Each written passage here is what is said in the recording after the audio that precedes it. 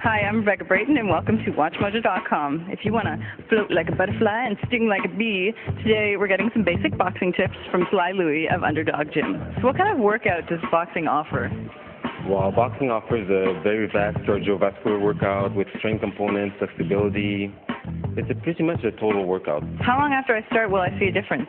Most of our members see a difference after pretty much the first month of training. So who's attracted to boxing?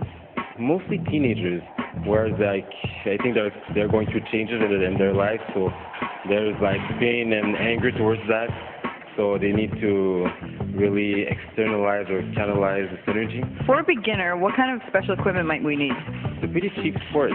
All you need really pretty much are N-wraps, and most of the time, most gym will lend the boxing gloves. So you need N-wraps, shorts, the t-shirt. So what kind of special skills are involved in boxing? You have to control your emotions. You have to learn to know yourself a whole lot, to know what you can and can't do. If you get hit, it's really hard to stay focused on what you have to do. Then it's basic notion of coordination, speed, strength. So what's your background in boxing?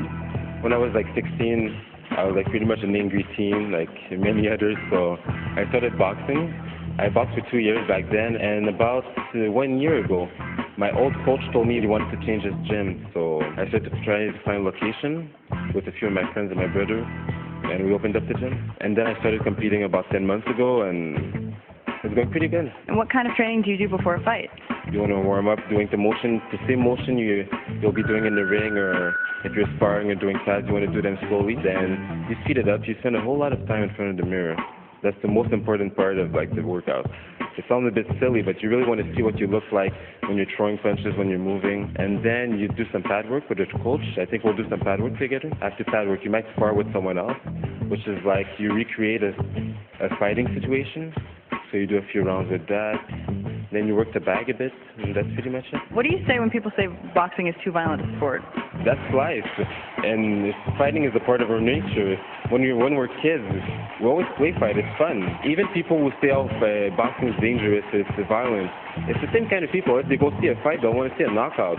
If I go see a fight, I'll be I just want to see what happens. That's cool. Would you consider boxing a form of defense? To me, it's a form of expression. Okay. It's really, you could express what's within you. You could express your character. When you're fighting, you really get to know that person. That's why often after a fight, you'll see two guys that are trying to rip their head off, and afterwards they'll be they'll hug each other and be all warm. So are there any myths about boxing that we should dispel? Well, a pretty popular one is that it's often said that women weaken legs. So, in preparation for a fight, often old school trainers will ask their fighter not to have sex. Good to know. Thank you very much.